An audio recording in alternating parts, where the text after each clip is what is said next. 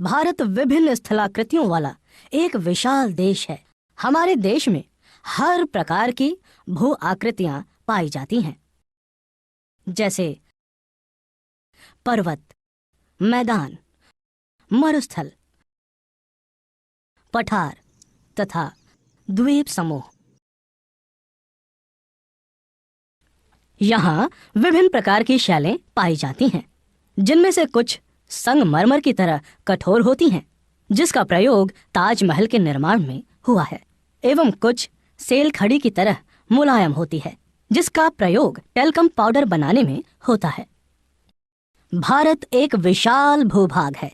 इसका निर्माण विभिन्न भूगर्भीय कालों के दौरान हुआ है, जिसने इसके उच्चावचों को प्रभावित किया है।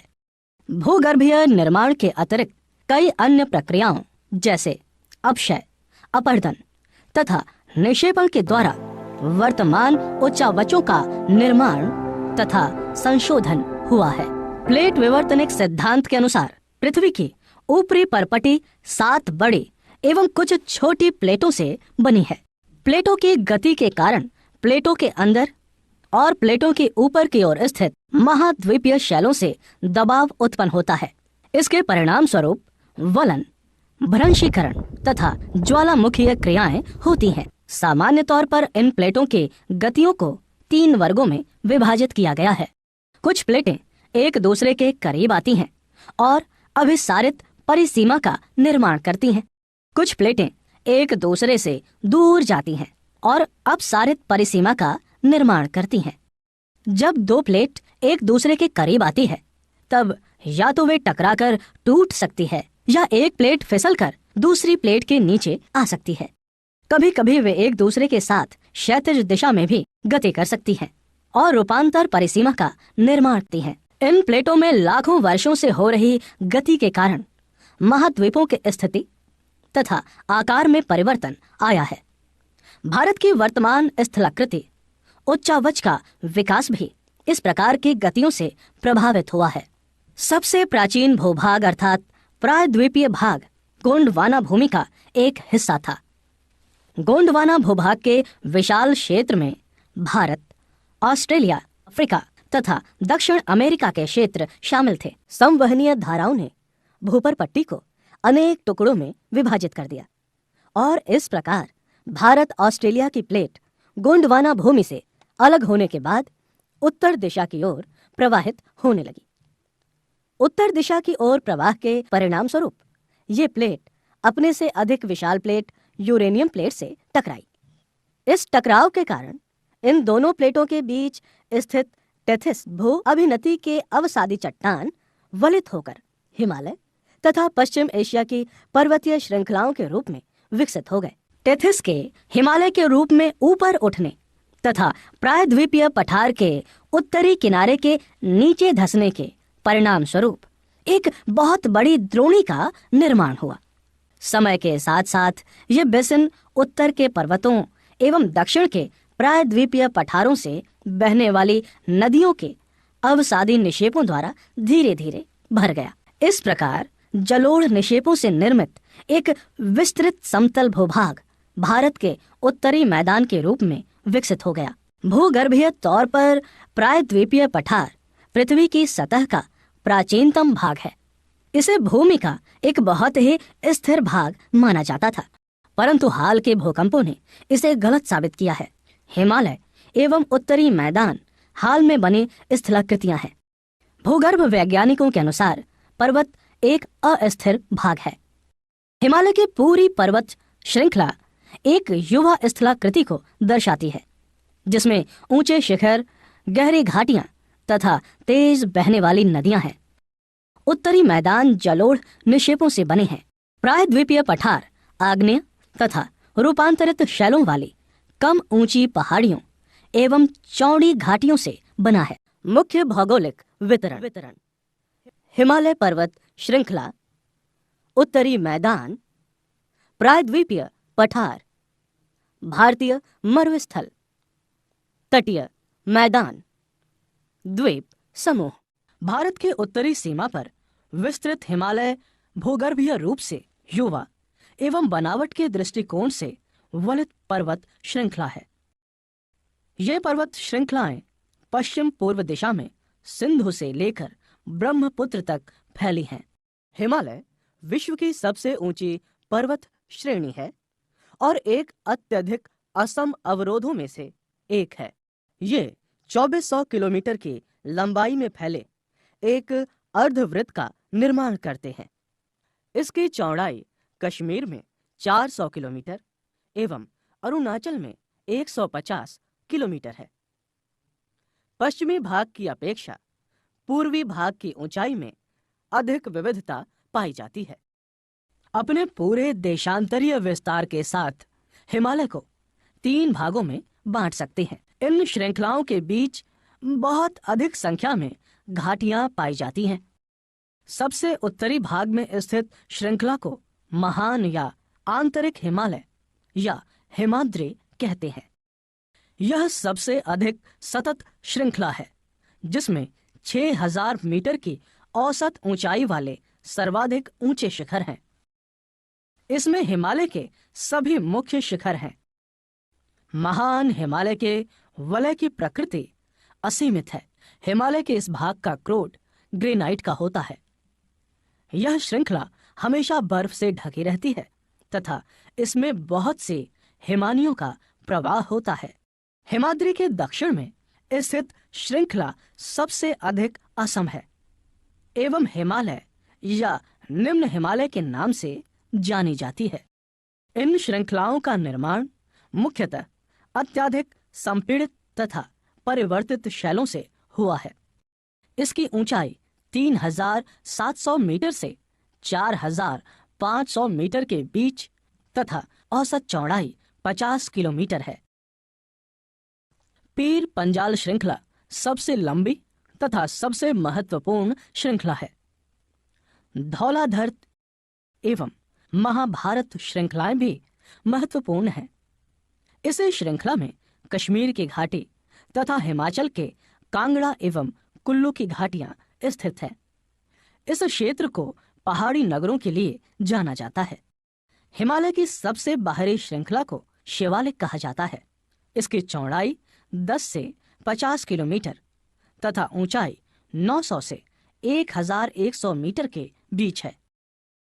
ये श्रृंखलाएं उत्तर में स्थित मुख्य हिमालय की श्रृंखलाओं से नदियों द्वारा लाई गई असंपीड़ित अवसादों से बनी हैं। ये घाटियां बजरी तथा जलोढ़ की मोटी परतों से ढकी हुई हैं। निम्न हिमाचल तथा शिवालिक के बीच में स्थित लंबवतः घाटी को दून के नाम से जाना जाता है। कुछ प्रसिद्ध दून हैं देहरादून, कोटली दून एवं पाटली दून। इस उत्तर दक्षिण के अतिरिक्त हिमालय को पश्चिम से पूर्व तक स्थित क्षेत्रों के आधार पर भी विभाजित किया गया है। इन वर्गीकरणों को नदी घाटियों की सीमाओं के आधार पर किया गया है। सतलुज एवं सिंध के बीच स्थित हिमालय के भाग को पंजाब हिमालय के नाम से जाना जाता है, लेकिन पश्चिम से पूर्व तक क्रमशः इसे कश्मीर तथा हिमाचल हिमालय के नाम से भी जाना जाता है। सतलुज तथा काली नदियों के बीच स्थित हिमालय के भाग को कुमाऊं हिमालय के नाम से भी जाना जाता है। काली तथा तिस्ता नदियां नेपाल हिमालय का एवं तिस्ता तथा दिहांग नदियां असम हिमालय का सीमांकन करती हैं। ब्रह्मपुत्र हिमालय की सबसे पूर्वी सीमा बनाती है। दिहांग महाखड्ड यानी गार्ज के बाद हिमालय दक्षिण की ओर एक तीखा मोड़ बनाते हुए भारत की पूर्वी सीमा के साथ फैल जाता है। इन्हें पूर्वांचल या पूर्वी पहाड़ियों तथा पर्वत श्रृंखलाओं के नाम से जाना जाता है।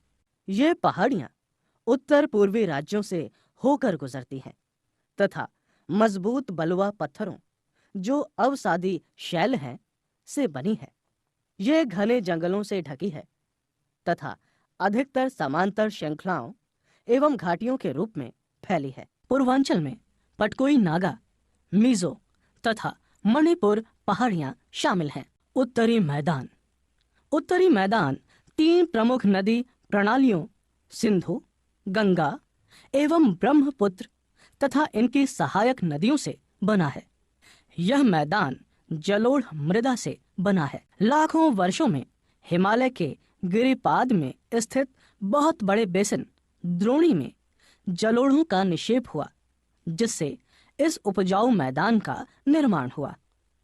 इसका विस्तार 7 लाख वर्ग किलोमीटर के क्षेत्र पर है। यह मैदान लगभग 2400 किलोमीटर लंबा एवं 240 से 320 किलोमीटर चौड़ा है। यह सघन जनसंख्या वाला भौगोलिक क्षेत्र है। समृद्ध मृदा आवरण, पर्याप्त पानी की उपलब्धता एवं अनुकूल जलवायु के कारण कृषि की दृष्टि से यह भारत का अत्यधिक उत्पादक क्षेत्र है। उत्तरी पर्वतों से आने वाली नदियां निक्षेपण कार्य में लगी हैं। नदी के निचले भागों में ढाल कम होने के कारण नदी की गति कम हो जाती है, जिसके परिणाम स्वरूप नदीय द्वीपों का निर्माण होता है। ये नदियां अपने निचले भाग में गाद एकत्र हो जाने के कारण बहुत सी धाराओं में बट जाती हैं। इन धाराओं को वितरिकाएं कहा जाता है। उत्तरी मैदान को मोटे तौर पर 3 उपवर्गों में विभाजित किया गया है। उत्तरी मैदान के पश्चिमी भाग को पंजाब का मैदान कहा जाता है। सिंधु तथा इसकी सहायक नदियों के द्वारा बनाए गए इस मैदान का बहुत बड़ा भाग पाकिस्तान में स्थित है। सिंधु तथा इसकी सहायक नदियां झेलम, चिनाब, रावी, ब्यास तथा सतलुज हिमालय से निकलती हैं। मैदान के इस भाग में दोआबों की संख्या बहुत अधिक है। गंगा के मैदान का विस्तार घग्गर तथा तिस्ता नदियों के बीच है। यह उत्तरी भारत के राज्यों हरियाणा, दिल्ली, उत्तर प्रदेश, बिहार, झारखंड के कुछ भाग तथा पश्चिम बंगाल में फैला है। ब्रह्मपुत्र का मैदान इसके पश्चिम विशेषकर असम में स्थित है। आकृतिक भिन्नता के आधार पर उत्तरी मैदानों को 4 भागों में विभाजित किया जा सकता है। नदियां पर्वतों से नीचे उतरते समय शिवालिक की ढाल पर 8 से 16 किलोमीटर के चौड़ी पट्टियों में गुटिका का निक्षेपण करती हैं। इसे भाबर के नाम से जाना जाता है। सभी सरिताएं इस भाबर पट्टी में विलुप्त हो जाती हैं। इस पट्टी के दक्षिण में ये सरिताएं एवं नदियां पुनः निकल आती हैं एवं नम तथा दलदली क्षेत्र का निर्माण करती हैं, जिसे तराई कहा जाता है। यह वन्य प्राणियों से भरा घने जंगलों का क्षेत्र था। बंटवारे के बाद पाकिस्तान से आए शरणार्थियों को कृषि योग्य भूमि उपलब्ध कराने के लिए इस जंगल को काटा जा चुका है। उत्तरी मैदान का सबसे विशालतम भाग पुराने जलोढ़ का बना है। वे नदियों के बाढ़ वाले मैदान के ऊपर स्थित हैं तथा वेदिका जैसी आकृति प्रदर्शित करती हैं। इस भाग को भांगर के नाम से जाना जाता है। इस क्षेत्र की मृदा में चूनेदार निक्षेप पाए जाते हैं, जिसे स्थानीय भाषा में कंकड़ कहा जाता है। बाढ़ वाले मैदानों के नए तथा युवा निक्षेपों को खादर कहा जाता है। इनका लगभग प्रत्येक वर्ष पुनः निर्माण होता है, इसलिए ये उपजाऊ होते हैं तथा गहन खेती के लिए आदर्श होते हैं। प्रायद्वीपीय पठार। प्रायद्वीपीय पठार एक मेज की आकृति वाला स्थल है जो पुराने क्रिस्टलीय, आग्नेय तथा रूपांतरित शैलों से बना है। यह गोंडवाना भूमि के टूटने एवं अपवाह के कारण बना था तथा यही कारण है कि यह प्राचीनतम भूभाग का एक हिस्सा है। इस पठारी भाग में चौड़ी तथा छिछले भाग हैं। इस पठार के 2 मुख्य भाग हैं, मध्य उच्च भूमि तथा दक्कन का पठार। नर्मदा नदी के उत्तर में प्रायद्वीपीय पठार का वह भाग जो कि मालवा के पठार के अधिकतर भागों पर फैला है, इसे मध्य उच्च भूमि के नाम से जाना जाता है। मध्य उच्च भूमि दक्षिण में विंध्य श्रृंखला तथा उत्तर पश्चिम में अरावली से घिरी है। पश्चिम में यह धीरे धीरे राजस्थान के बलुई तथा पथरीले मरुस्थल से मिल जाता है। इस क्षेत्र में बहने वाली नदियां चंबल, सिंधु, बेतवा तथा केन दक्षिण पश्चिम से उत्तर पूर्व की तरफ बहती हैं। इस प्रकार वे इस क्षेत्र के ढाल को दर्शाती हैं। मध्य उच्च भूमि पश्चिम में चौड़ी लेकिन पूर्व में संकीर्ण है। इस पठार के पूर्वी विस्तार को स्थानीय रूप से बुंदेलखंड तथा बघेलखंड के नाम से जाना जाता है। इसके और पूर्व के विस्तार को दामोदर नदी द्वारा अपवाहित छोटा नागपुर पठार दर्शाता है। दक्षिण का पठार एक त्रिभुजाकार भूभाग है जो नर्मदा नदी के दक्षिण में स्थित है। उत्तर में इसके चौड़े आधार पर सतपुड़ा की श्रृंखला है, जबकि महादेव, कैमूर की पहाड़ी तथा मैकाल श्रृंखला उसके पूर्वी विस्तार हैं। दक्षिण का पठार पश्चिम में ऊंचा तथा पूर्व की ओर कम ढाल वाला है। इस पठार का एक भाग उत्तर पूर्व में है, जिसे स्थानीय रूप में मेघालय तथा कार्बी एंगलोंग पठार के नाम से जाना जाता है। यह एक भ्रंश के द्वारा छोटा नागपुर पठार से अलग हो गया है। पश्चिम से पूर्व की ओर 3 महत्वपूर्ण श्रृंखलाएं गारो, खासी तथा जयंतिया हैं। दक्षिण के पठार के पूर्वी एवं पश्चिमी सिरे पर क्रमशः पूर्वी तथा पश्चिमी घाट स्थित हैं। पश्चिमी घाट पश्चिमी तट के समानांतर स्थित है। वे सतत हैं तथा उन्हें केवल दर्रों के द्वारा ही पार किया जा सकता है। इसमें थाल घाट, भोर घाट तथा पाल घाट महत्वपूर्ण दर्रे हैं। पश्चिमी घाट पूर्वी घाट की अपेक्षा ऊंचे हैं। पूर्वी घाट के 600 मीटर की औसत ऊंचाई की तुलना में पश्चिमी घाट की ऊंचाई 900 से 1600 मीटर है। पूर्वी घाट का विस्तार महानदी घाटी से दक्षिण में नीलगिरी तक है। पूर्वी घाट का विस्तार सतत नहीं है, ये अनियमित है एवं बंगाल की खाड़ी में गिरने वाली नदियों ने इनको काट दिया है। पश्चिमी घाट को विभिन्न स्थानीय नामों से जाना जाता है। पश्चिमी घाट की ऊंचाई उत्तर से दक्षिण की ओर बढ़ती जाती है। इस भाग के शिखर ऊंचे हैं, जैसे अनाईमुड़ी 2695 मीटर तथा डोडा बेटा 2633 मीटर है। पूर्वी घाट का सबसे ऊंचा शिखर महेंद्रगिरी है, जो 1500 मीटर है। पूर्वी घाट के दक्षिण पश्चिम में शेवराय तथा जावेड़ी की पहाड़ियां स्थित हैं। उड़ग मंडलम, जिसे ऊटी के नाम से जाना जाता है, तथा कोडाई कनाल जैसे प्रसिद्ध पहाड़ी नगर इसी भाग में स्थित हैं। प्रायद्वीपीय पठार की एक विशेषता यह पाई जाने वाली काली मृदा है, जिसे दक्कन ट्रैप के नाम से भी जाना जाता है। इसकी उत्पत्ति ज्वालामुखी से निकले शैलों से हुई है, इसलिए इसकी शैल आग्नेय है। इन शैलों का समय के साथ अपर्दन होने से काली मृदा का निर्माण हुआ है। अरावली की पहाड़ियां प्रायद्वीपीय पठार के पश्चिमी एवं उत्तर पश्चिमी किनारे पर स्थित हैं। ये बहुत अधिक अपर्दित एवं खंडित पहाड़ियां हैं। ये गुजरात से लेकर दिल्ली तक दक्षिण पश्चिम एवं उत्तर पूर्व दिशा में फैली हैं। भारतीय मरुस्थल अरावली पहाड़ी के पश्चिमी किनारे पर थार का मरुस्थल स्थित है। यह बालू के टिम्बों से ढका एक तरंगित मैदान है। इस क्षेत्र में प्रतिवर्ष 150 मिलीमीटर से भी कम वर्षा होती है। इस शुष्क जलवायु वाले क्षेत्र में वनस्पति बहुत कम है। वर्षा ऋतु में ही कुछ सरिताएं दिखती हैं और इसके बाद वे रेत में ही विलीन हो जाती हैं। केवल लूनी ही इस क्षेत्र की सबसे बड़ी नदी है। बरकान यानी अर्ध चंद्राकार बालू का टीला का विस्तार बहुत अधिक क्षेत्र पर होता है, लेकिन लंबवत टीले भारत पाकिस्तान सीमा के समीप प्रमुखता से पाए जाते हैं। तटीय मैदान प्रायद्वीपीय पठार के किनारों पर संकीर्ण तटीय पट्टियों का विस्तार है। यह पश्चिम में अरब सागर से लेकर पूर्व में बंगाल की खाड़ी तक विस्तृत हैं। पश्चिमी तट, पश्चिमी घाट तथा अरब सागर के बीच एक संकीर्ण मैदान है। इस मैदान के 3 भाग हैं। तट के उत्तरी भाग को कोंकण यानी मुंबई तथा गोवा, मध्य भाग कन्नड़ मैदान एवं दक्षिण भाग को मालबार तट कहा जाता है। बंगाल की खाड़ी के साथ विस्तृत मैदान चौड़ा एवं समतल है।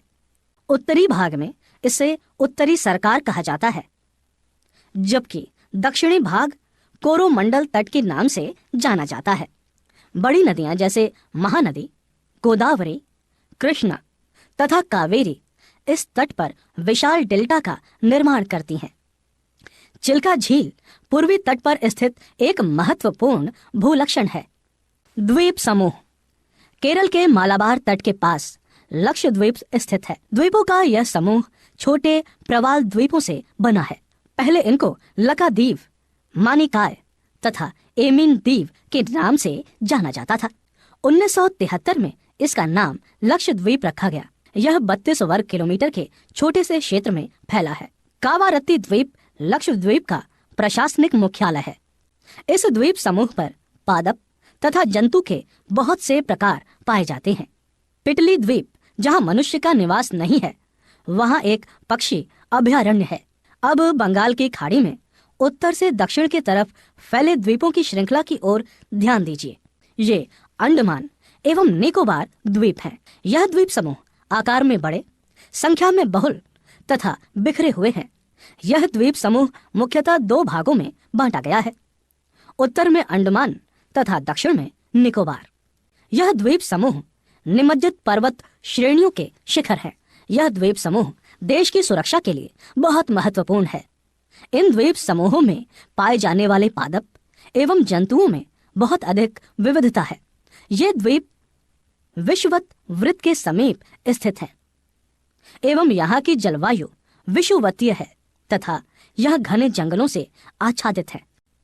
विभिन्न भू आकृतियों विभागों का विस्तृत विवरण प्रत्येक विभाग की विशेषताएं स्पष्ट करता है, परंतु यह स्पष्ट है कि ये विभाग एक दूसरे के पूरक हैं और वे देश को प्राकृतिक संसाधनों में समृद्ध बनाते हैं। उत्तरी पर्वत जल एवं वन के प्रमुख स्रोत हैं। उत्तरी मैदान देश के अन्न भंडार हैं। इनसे प्राचीन सभ्यताओं के विकास को आधार मिला। पठारी भाग खनिजों के भंडार हैं, जिसने देश के औद्योगिकीकरण में विशेष भूमिका निभाई है। तटीय क्षेत्र ने मत्स्यन और पोत संबंधी भूमिका निभाई है। तटीय क्षेत्र मत्स्यन और पोत संबंधी क्रियाकलापों के लिए उपयुक्त स्थान है। इस प्रकार देश की विविध भौतिक आकृतियां भविष्य में विकास की अनेक संभावनाएं प्रदान करती हैं।